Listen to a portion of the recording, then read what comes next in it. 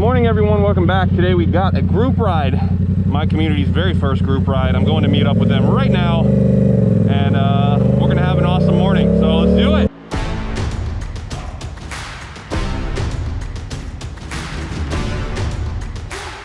Before we jump into today's video, I just want to remind you, if you're new around here, be sure to hit the like button, the subscribe button to be kept up to date on all of my newest, latest content. You can join our Discord server. There is a link in the description below where you can meet other riders here in the Tampa area or in areas that you're from, so you can coordinate your own group rides. But it's a great place to share our content and you meet other like-minded individuals that share the same hobby as you. So that link is in the description below. Don't forget to subscribe, and let's get into today's video. So this is our very first community group ride. We are hosting one every single month in the Tampa area, and it's a pretty cool event that we're going to be doing every single month. And the first one had a pretty decent turnout. We ride from the Tampa area all the way north, and we stop for lunch, and it's a chill ride, and everybody gets to enjoy the scenery and some of the better riding here in Florida, which it can be pretty brutal between the heat and the traffic. So I thought also it was a good time to talk about the do's and don'ts of riding in a group, and give you some general safety tips. Obviously riding in a group is fun. Riding with other people, you got again, that's that same group mentality, riding in a pack, but it does bring a whole new set of challenges. You have to not only worry about you and the other people on the road, but now you also have to worry about the other riders next to you, where you are in formation, how far are you away from them, your line of sight versus theirs, what they're going to do next, etc. So let's talk about some of the do's, and then we'll talk about some of the don'ts, and hopefully you can glean some positive information for your next group ride. So obviously safety is the most important thing. You should always have your gear on. You should always be wearing a helmet. You should always be wearing your gloves, a jacket, sturdy footwear. If I understand here in Florida it's really, really hot, and sometimes it's almost impossible to be completely covered, but you dress for the slide, not the ride, and you can still enjoy yourself once you get in the wind, even if you have full gear on. So that's number one. The number two, your group formation. Most people think that whenever you ride in a group, or you're in a pack of bikers, that you want to be one after the other.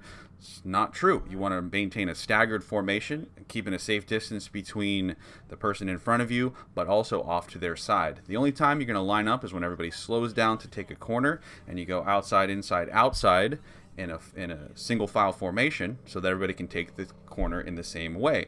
Outside of that, though, you want to maintain that staggered pattern. That way you can have a line of sight, and if they have to stop quick, you don't run directly into the back of them.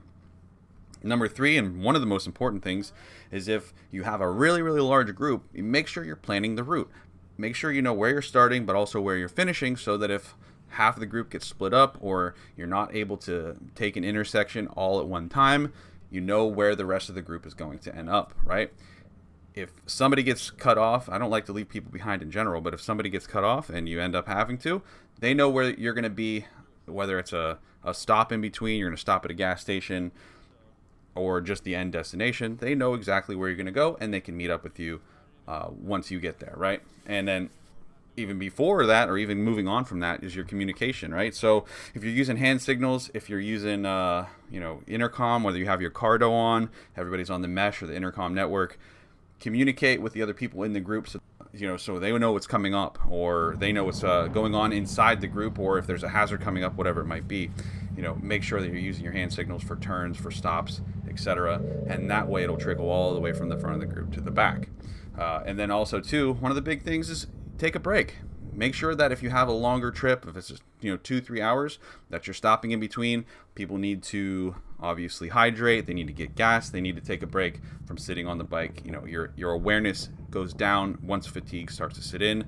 So make sure that you're taking breaks. That's pretty straightforward. And then going into the don'ts, very, very simple. Don't tailgate. Make sure you're maintaining some distance between the bikes in front of you. Make sure the people behind you are maintaining their distance. It's okay to ask somebody to back off a little bit. Make sure that everybody's not clumped up, because that's how dominoes fall. You got one in the front that makes a mistake, and then all of a sudden you are boom, boom, boom down the line, right? Same thing with avoiding sudden braking, make sure you're doing everything smoothly. If you have to come to a stop, try to avoid emergency stops. Try to maintain that full pack of slowing down to a stop and allowing everybody else to do the same thing. Just don't do anything in a jerky motion. Make sure it's smooth. You know, and then some of the other ones are just so self-explanatory, but I feel like we still need to talk about them. You know, lane splitting. You can't lane split if you're in a huge group. You don't want to split up the group. You don't want to leave people behind, and you don't want to put people in positions where they're uncomfortable, where they have to make a decision or they have to make a maneuver that they're not going to be comfortable with, or maybe it's not their skill level. The whole point of riding in a group is that everybody maintains that group, that pack, and they shift lanes and they move together as a unit when there's space and when there's time. And then going along with that, don't showboat. You know, you don't need to show off whenever you're in a group. You don't need to go pull a wheelie or accelerate up to 160 miles an hour past the whole group, putting everybody in danger. Whenever you're doing something that's risky, it puts the whole group in danger, and you know, that's just a big no-no. Just don't do it, you know. And nobody likes that guy that's doing all that. They won't want you to come on their next one, and you know, you just don't want to be that guy.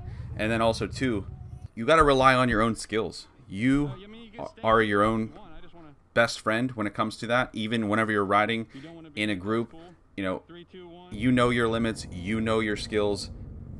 Play them to your own advantage. Ride your own ride, even if it's in a group. That's the most important. You know, you want to get from point A to point B. You want to get there safely. Every time we go out, we're making sure that we are being safe, and that's even in a group. Anyways, I hope this helped. I hope you enjoyed the footage.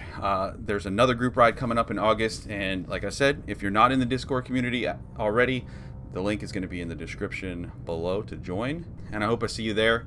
You know, hopefully we will have an even better turnout in number 2, and I hope you gleaned something from this video for group riding. Get out there, ride your own ride, and be safe, and I'll see you next time.